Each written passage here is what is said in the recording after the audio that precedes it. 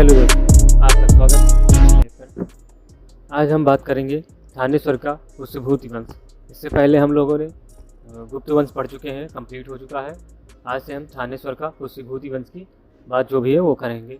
ठीक है, तो बिना देरी किए हुए शुरू करते हैं। बात करते हैं थानेश्वर का पुष्यभूति वंश। ये कहाँ पे था? ये हरियाणा के पास था। कहाँ था? हरियाणा से। ठीक है, हरियाणा के पास था। ठीक है, अगर इसकी संस्थापक बात करें कौन है? पुष्पभूति है। संस्थापक कौन है? पुष्पभूति है। ठीक है, पुष्पभूति है। ठीक है, इसका है संस्थापक है। ठीक है, अगर हम पुष्यभूत की बात करें तो इसका उत्तराधिकारी कौन? प्रभाकर वर्मन बनता है। कौन बनता है? प्रभाकर वर्धन बनता है। क्या है? तो प्रभाकर वर्धन इसके क्या होते हैं? बनते हैं उत्तराधिकारी पुष्पभूत के। ठीक है, प्रभाकर वर्धन के दो पुत्र होते हैं, राजवर्धन और हर्षवर्धन, तथा एक पुत्री होती है जिसका नाम था राजश्री। जिसका पुत्री होती जिसका नाम क्या था? राजश्री था। ठीक है, प्रभाकर वर्धन ने राजश्री की शादी किसके की? अवंती वर्धन। ठीक है, अवंती वर्मन के पुत्र से ग्रहवर्मन से करा दी। किससे? अवंती वर्मन के पुत्र ग्रहवर्मन से किसकी शादी करा दी थी? राजश्री की शादी। ठीक है, किसकी शादी करा दी थी? राजश्री की शादी करा दी। ठीक है, शशांक और देवगुप्त ने मिलकर क्या कर दी थी? किसकी हत्या कर दी थी? किसकी हत्या? ग्रहवर्मन की हत्या कर दी थी। और राजश्री को क्या कर लिया था? अपहरण कर लिया था। राजश्री क्या कर लिया था? अपहरण कर लिया था। ठीक है, फिर बात करते हैं हम प्रभाकर वर्मन के समय वोड़ों का क्या हुआ? आक्रमण हुआ। इसे दमन करने के लिए ठीक है किसको भेजा गया? राजवर्धन को भेजा गया। किसको भेजा गया? राजवर्धन को भेजा गया। ठीक है, और राजवर्धन ने देवगुप्त की क्या कर दी थी? हत्या कर दी थी। क्योंकि वहाँ पे वो जब युद्ध कर रहा था तो उसे दोनों को भेजा गया, राजवर्धन और हर्षवर्धन दोनों को भेजा गया था। लेकिन क्या हुआ था? हर्षवर्धन नहीं गया था। ठीक है, वो शिकार करने चला गया था। ठीक है, उसके पापा बोले थे दोनों चले जाएंगे, ये भी कुछ सीख लेगा युद्ध नीति के बारे में। लेकिन हर्षवर्धन शिकार करने चला गया तो राजवर्धन वहाँ गया था। ठीक है, फिर दूतों ने बताया था कि तुम्हारे पिता की हत्या हो गई है। तो इसके बाद वो वहाँ आता है। कहाँ आता है? उज्जैन पे आता है। ठीक है, और इसी गुस्से में क्या करता है? राजवर्धन जाता है सीधा किसके पास? देवगुप्त। यानी कहाँ पे थे ये लोग थे वहाँ पे क्या बोलते हैं, मालवा के पठार के आसपास के जो राज था वहाँ पे थे। वहाँ पे जाकर क्या करता है? देवगुप्त की राजवर्धन क्या करता है? हत्या कर देता है। ठीक है, और फिर शशांक क्या करता है? राजवर्धन की क्या कर देता है? हत्या कर देता है। शशांक क्या करता है? राजवर्धन की हत्या कर देता है। कौन हत्या कर देता है? शशांक। ठीक है, गए थे शशांक ने इसे दावत पे बुलाया और वहीं पे इसकी हत्या कर दी। ठीक है, ये कहा मतलब एक वो है, कोई इसके साक्ष्य नहीं मिलते हैं। ठीक है, इसके आगे की हम बात करते हैं हर्षवर्धन। अब किसकी बात करते हैं? हम हर्षवर्धन की बात करते हैं। ठीक है, तो हर्षवर्धन की अगर बात किया जाए तो इसका क्या हुआ? शासनकाल क्या हुआ? 590 में इसका जन्म हुआ था। ठीक है, और 647 AD में क्या हुआ था? इसका मृत्यु हो गई थी। ठीक है, 590 से 647 क्या हुआ? ये जीवित था। ठीक है, हर्षवर्धन की बात करें 606 में क्या गद्दी पर बैठा और 647 तक गद्दी पे बना रहा। यानी 606 में गद्दी पे बैठ गया ये और 647 तक क्या गद्दी पे बना रहा। ठीक है, हर्षवर्धन का जो सेनापति था उसका नाम क्या था? सिंहनाथ था। क्या नाम था? सिंहनाथ था। ठीक है, गौड़ नरेश शासक को पराजित किया। ठीक है, गौड़ नरेश शासक को इसने क्या किया? पराजित किया। ठीक है, गौड़ नरेश शासक में कौन था?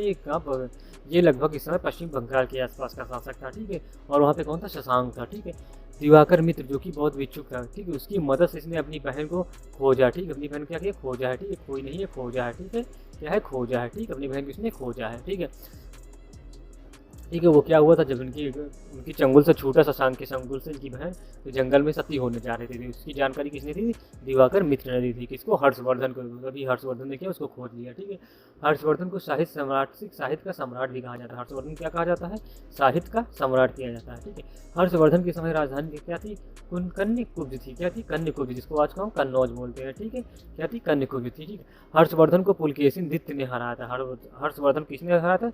पुलकेशिन दित्य ने। क्योंकि दक्षिण की तरफ बढ़ना शुरू किया और वहाँ पे पुलकेशिन दित्य बैठा था, उसने क्या ही इसको हरा दिया। कहाँ पे हरा था? नर्मदा नदी के तट पर। ठीक है, कब हरा था? 618 AD में। कब हरा था?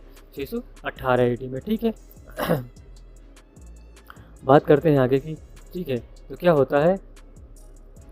हर्षवर्धन में कुछ नाटक है। ठीक है, जैसे नागानंद है, रत्नावली है, प्रियदर्शिका, ये किसकी है? हर्षवर्धन के हैं। ये नाटक तो है हर्षवर्धन के, लेकिन इन नाटकों को लिखने का श्रेय किसको जाता? धावक को और धोई को जाता। ये कौन था? इनका दरबारी कवि था। कौन था? दरबारी कवि था। और ये जो नागानंद है, रत्नावली है, प्रियदर्शिका है, इसका जो श्रेय जाता है वो धावक या धोई को ही जाता है। ठीक है, अगर हम दरबारी व्यक्ति, इनके दरबार में कौन कौन व्यक्ति थे? तो थे बाणभट्ट थे। इनकी रचना क्या है? कादम्बरी तथा हर्षचरित। कौन सी रचना? कादम्बरी तथा हर्षचरित इनकी रचना है। मयूर भट्ट थे, जिनका सूर्य शतक इनका क्या है? सूर्य शतक क्या है? इनकी रचना है। दिवाकर मित्र, जिसे मातंग दिवाकर भी कहते हैं, जो कि बौद्ध भिक्षु थे, इनकी रचना क्या है?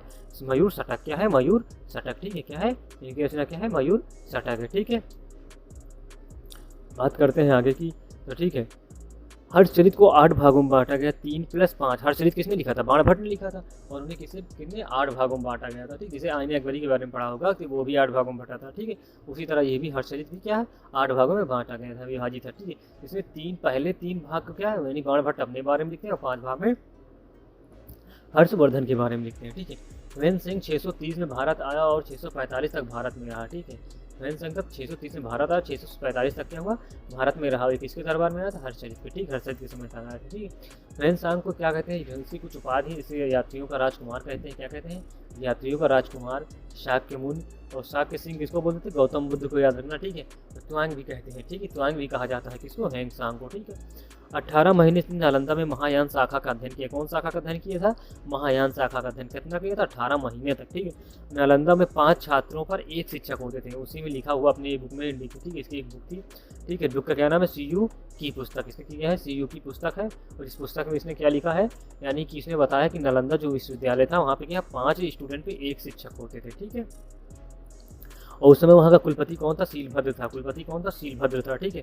और इसकी पुस्तक क्या नाम है? सीयू की। इसकी पुस्तक क्या नाम है? सीयू की। क्या है इसकी पुस्तक? किसकी है पुस्तक ये? ठीक है, हुसैन सांग की पुस्तक, ठीक है। व्यापार का महत्वपूर्ण केंद्र कौन था उस समय? वहाँ महत्वपूर्ण केंद्र था कन्नौज था, इसीलिए बार बार क्या होता रहा? कन्नौज के लिए बार बार लड़ाई हो रही थी, ठीक है। यानी व्यापार का सबसे महत्वपूर्ण केंद्र था, क्या था? कन्नौज था, ठीक है। आगे की बात करते हैं, तो हुसैन सांग की जीवनी किसने लिखी थी? किसने लिखी? व्हीली ने लिखी थी। व्हीली कौन था? एक अंग्रेज था। व्हीली ने क्या हुसैन सांग की जीवनी लिखी थी, ठीक है। दक्षिण में महत्वपूर्ण केंद्र क्या था? कांची था, यानी इधर तो कन्नौज था उत्तर में, और दक्षिण में क्या था? कांची था, ठीक है। हर्ष की सेना चतुरंगनी थी, ठीक। हर्ष की सेना क्या चतुरंगी, जिसमें पैदल होता है, घुड़सवार होता है, रथ सवार होता है और हाथी सवार होते हैं, इनको चतुरंगिनी सेना बोलते हैं, ठीक है। हर्ष का नाम शिलादित्य बताया जाता है, ठीक। हर्ष का नाम क्या बताया जाता है? शिलादित्य भी बताया जाता है, ठीक है। अश्वसेना का सेनापति कौन था? कुंतल था, यानी जो अश्वसेना था उसकी सेनापति क्या कहते थे? कुंतल कहते थे, ठीक। क्या कहते थे? कुंतल कहते थे। अब हर्षवर्धन में कुछ कार्य बात कर लेते हैं। जैसे कि हम महामोच परिषद 5 वर्षों में करता था, ठीक है। महामोच परिषद में क्या सब कुछ दान कर देता था, सब कुछ दान कर देता था, ठीक है। और कुंभ मेले की शुरुआत किसने की थी? हर्षवर्धन ने की थी। कुंभ मेले की शुरुआत किसने की थी? सबसे पहले हर्षवर्धन ने किया, ठीक है।